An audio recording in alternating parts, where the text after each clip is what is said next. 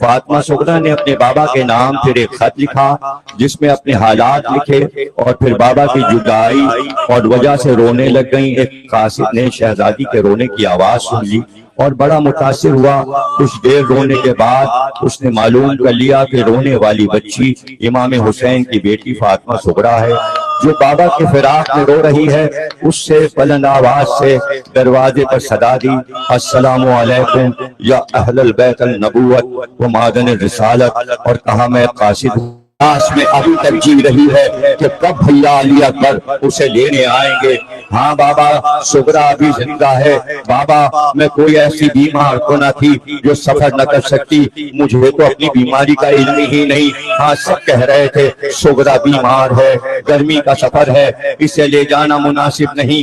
میں نے تو یہ بھی کہا تھا کہ جہاں میری بیماری شدید ہو جائے مجھے وہیں چھوڑ دینا، مگر نہ چچا بات سنتے تھے نہ بھیا علی اکبر وہ میری کیوں سنتے، وہ تو آپ کے حکم کے پابند تھے۔ ہاں بابا، ایک بات سمجھ میں نہیں آئی، آپ پھوپھی زینب سے یہ بار بار کیوں کہہ رہے تھے کہ سغرا کی شکل اماں سے بہت ملتی ہے؟ لو بابا، یہ کوئی بات ہوئی؟ اگر میں شکل دادی سے ملتی ہے تو اس میں میرا کیا قصور ہے؟ اور پھر نہ لے جانے کی یہ کوئی وجہ بھی تو نہیں؟ کیا بھیا علی اکبر نانا رسول اللہ کے ہم شکل نہیں ہیں؟ چچا عباس دادا علی سے ملتے جلتے نہیں ہیں؟ آخر بابا شکلیں خاندان والوں پر ہی جاتی ہیں۔ خیر بابا، آپ مجھے نہیں لے جانا چاہتے تھے، نہیں لے گئے بابا۔ آپ کو یاد ہے آپ نے کہا تھا جب بھیا علی اکبر کی شادی ہوگی تو مجھے ضرور بلوائیں گے۔ کیا ابھی شادی طے نہیں ہوئی؟ تب تک ارادہ ہے ضرور بلوائیے گا۔ ہائے میرا بھیا جب سیرا باندھے گا تو کتنا پیارا لگے گا، اور میں بھیا علی اکبر کے سیرے کی بلائیں لوں گی، صدقہ اتاروں گی، میری سب بیماری دور ہو جائے گی۔ شادی کے کپڑے تو سل گئے ہیں نا، میرا دل چاہتا ہے اڑ کر آپ لوگوں تک پہنچ جاؤں۔ رات دن راہ تکتی رہتی ہوں، اب کوئی آیا، اب تک کل باب ہوا، مگر شام ہو جاتی ہے، پرندے اپنے بسیروں کو جاتے نظر آنے لگتے ہیں۔ آپ کی یہ بیٹی آنے والے کل کی آس لگائے نانی کے ساتھ نانا رسول خدا کے روضے پر چراغ جلانے چلی جاتی ہے۔ نانا سے دعائیں مانگ مانگ کر تھک گئی ہوں، نانا بھی نہیں سنتے۔ بابا، رات کو بڑے ڈراؤنے خواب آتے ہیں، رات کو نیند نہیں آتی، جیسے ہی ذرا آنکھ لگتی ہے نہ جانے کیا دیکھتی ہوں۔ خواب میں ایک صحرا نظر آتا ہے، صحرا میں خون کا دریا جوش مارتا نظر آتا ہے۔ بابا یہ کیسا خواب ہے؟ ایک دم گھبرا کے اٹھ بیٹھتی ہوں، اور جب سے بابا محرم کا چاند چڑھا ہے مجھے ایک پل چلے نہیں آتا۔ بابا میرا کھانا پینا بھی چھوٹ گیا ہے، نانی کچھ کھلاتی ہے تو منہ سے باہر آنے لگتا ہے۔ بابا سب خیریت تو ہے نا؟ اب تو آس پڑوس کی سہیلیوں نے بھی آنا جانا چھوڑ دیا ہے۔ جب گلی میں چھوٹی چھوٹی لڑکیوں کی گود میں ننھے منھے بھائی دیکھتی ہوں مجھے اپنا بھیا علی اصغر بہت یاد آتا ہے۔ اب ماشاءاللہ گٹیوں کے بل چلتا ہوگا، سکینہ بی بی تو خوب بھائی کے ساتھ کھیلتی ہوں گی، مجھے تو ابھی تک گود میں اٹھانے کی حسرت ہے۔ دو جوڑے بھیا علی اصغر کے لیے بھیج رہی ہوں، اماں رباب سے کہنا ضرور پہنائیں، اور جو پہنائیں تو اصغر کے کان میں کہیں کہ مدینے والی سغرا بہت یاد کرتی ہے۔ یہ سن کر میرا بھیا علی اصغر ہنس پڑے گا۔ میری طرف سے خوب پیار کرنا اور اصغر سے کہنا کہ اپنے ننھے ہاتھ اٹھا کر دعا کرے کہ سغرا سے جلد ملاقات ہو۔ بابا ننھے معصوموں کی دعا فوراً قبول ہوتی ہے نا؟ ضرور کہیے گا پھوپھیاں کیسی ہیں اور محمد کا کیا حال ہے؟ ہاں بابا، چچا عباس سے کہنا کہ کیا سغرا کو بھول گئے؟ میرا سلام کہنا بابا۔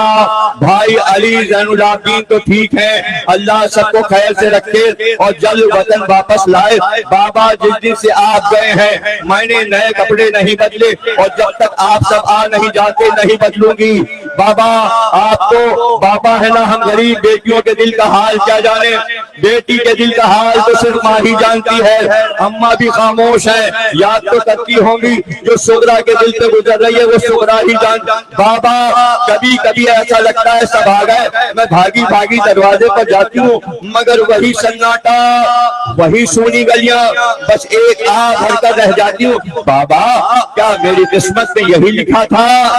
بیٹی تو آپ کی ہوں مگر اب وقت کے امام ہیں، زیادہ بول بھی تو نہیں سکتی۔ قاسم بھائی भाई के मेहंदी के दिन भी तो करीब आ गए हैं बाबा, मैं क्या करूं, कहाँ जाऊं, अब तो नानी की तसल्लियां भी काम नहीं आती, घर काटने को दौड़ता है। बाबा बेचैनी बढ़ती जा रही है, नानी पता नहीं अपने हुजरे में बार बार क्या देखने जाती, पूछूं तो कहती है कुछ नहीं बाबा, काशी जाने वाला है, खत्म कर रही हूँ खत, अगर कोई बात आपकी शान और मर्तबे के खिलाफ लिख दी हो तो भैया अली अकबर के सत्ते मुझे माफ कर दीजिएगा, मिलने की दुआ कीजिएगा, मेरी तरफ से सब बुजुर्गों को दलबस्ता सलाम और तमाम छोटों को बहुत बहुत प्यार।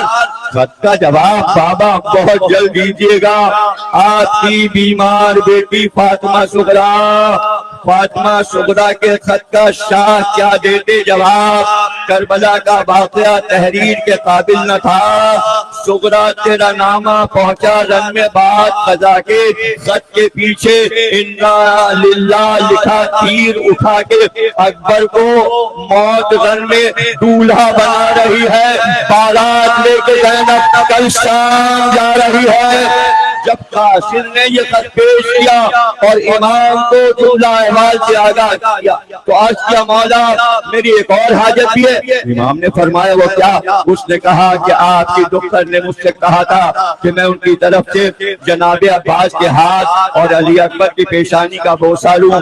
इमाम ने फरमाया ए कासिम मेरे साथ चल। बस इमाम उसको लेकर जनाबे अब्बास के दस्ते बुरीदा लाश पर आए और फरमाया अब्बास फातिमा सुगरा का कासिद आया है, वो तुम्हारे हाथ छूना चाहता है, आपके हाथ कहाँ गए?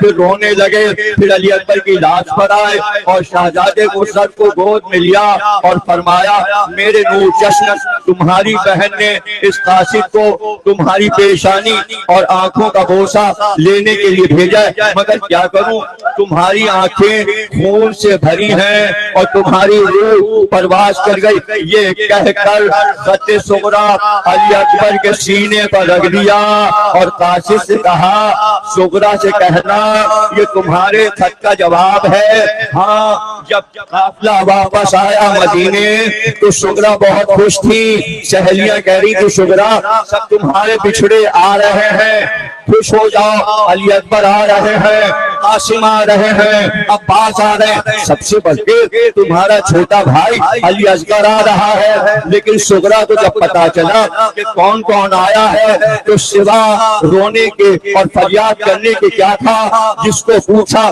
जवाब मिला मारा गया, न मोहम्मद रहे, न कासिम रहे, न अली अकबर रहे, न अब्बास रहे। लेकिन घबरा कर सुगरा एक एक बीबी की गोद देखती थी। जनाब ज़ैनब ने कहा क्या देखती हो? कभी रबाब की गोद, कभी लैला की गोद, कभी मेरी गोद, क्या किसकी गोद में मेरा भाई अली असगर है? एक बार ज़ैनब ने सुगरा को लिपटा कर कहा सुगरा अली असगर भी नहीं आए, एक तीर अली असगर के गले को छेद गया।